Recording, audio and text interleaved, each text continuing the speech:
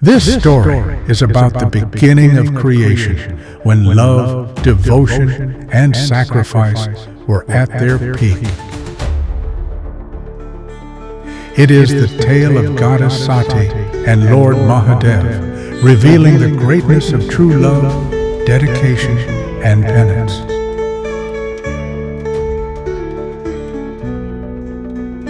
Through this story, we will understand how the love between Goddess Sati and Mahadev was divine and eternal.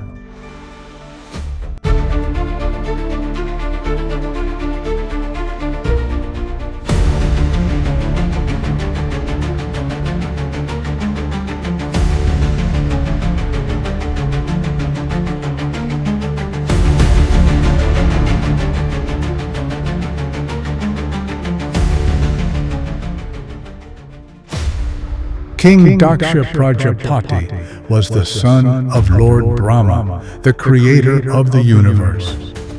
He was a powerful and mighty ruler. In ancient times, a grand assembly was taking place in heaven, where the gods were enjoying their celestial pleasures. King Daksha, the son of Brahma himself, was seated on his throne. Suddenly, a divine light spread throughout the palace, and a girl was born. She was named Sati. Goddess Sati was no ordinary girl. She was an incarnation of Adi Shakti,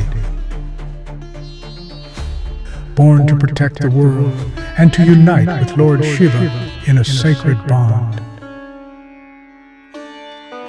One day, Goddess Sati sat before Lord Shiva's idol and prayed earnestly. She said with devotion, "O Lord, will I ever be able to have you as my husband?" To attain Lord Shiva, Goddess Sati performed severe penance. She went to the caves of the Himalayas and undertook rigorous fasting. She abandoned food and water, surviving only on air and leaves. Her intense penance shook the three worlds, and even the gods pleaded with Lord Brahma to persuade Mahadev to marry her.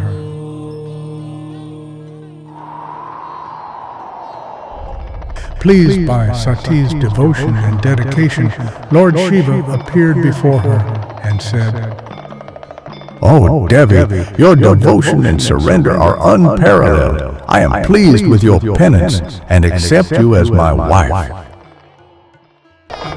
Following this, Goddess Sati and Lord Shiva were married with great grandeur.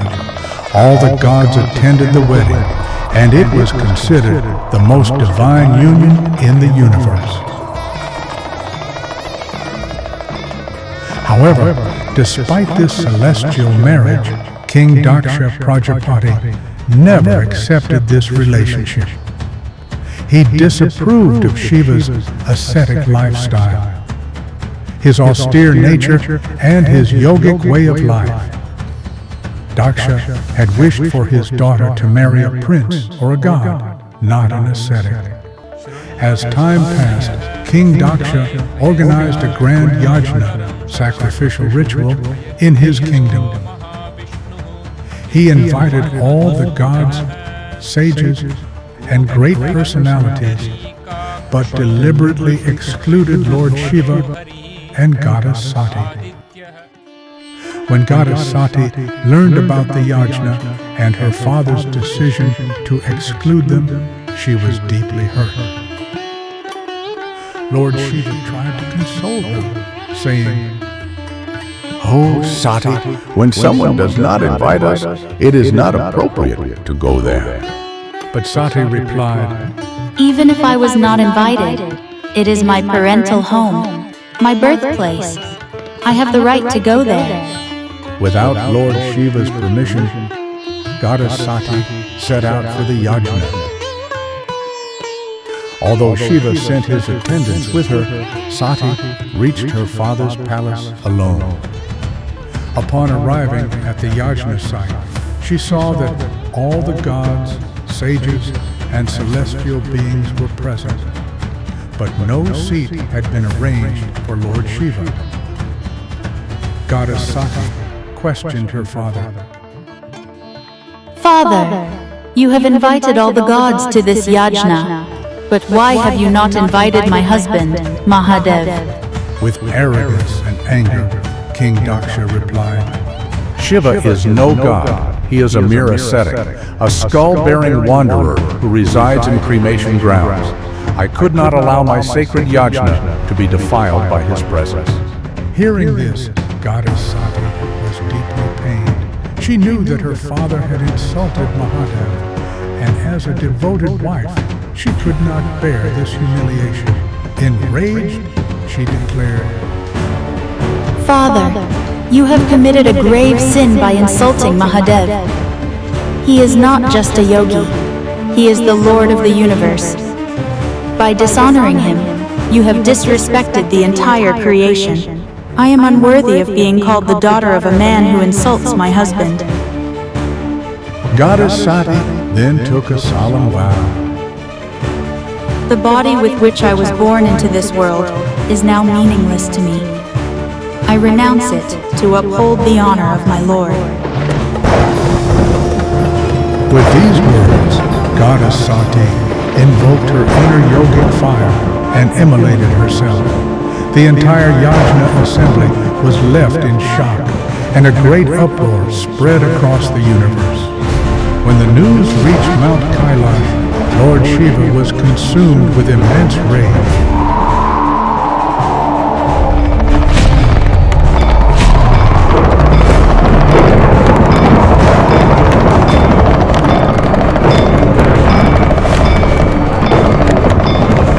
Upon learning of Sati's self-immolation, Lord Shiva began performing the Tandava, his cosmic dance of destruction. His fury shook the universe. He plucked a blazing lock of hair from his matted locks and hurled it to the ground, giving birth to the fierce warrior Veerbhadra and goddess Bhadrakali. Lord Shiva commanded, Veerbhadra, go and destroy Daksha's yajna. Punish the arrogant Daksha for his misdeeds.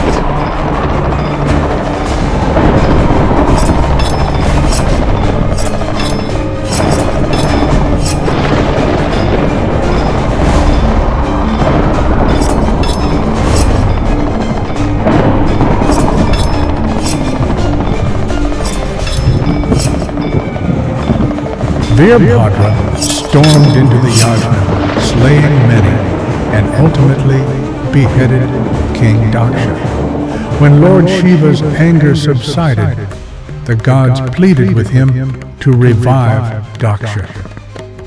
Being compassionate, Lord Shiva brought Daksha back to life, but with the head of a goat. After this, Lord Shiva wandered the universe in grief, carrying Sati's lifeless body.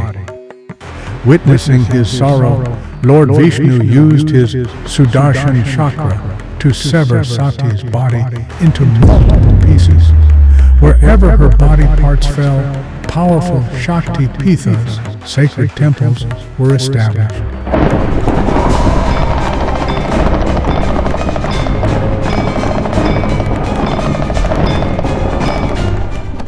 As time passed, Goddess Sati was reborn as Goddess Parvati and performed severe penance to reunite with Lord Shiva.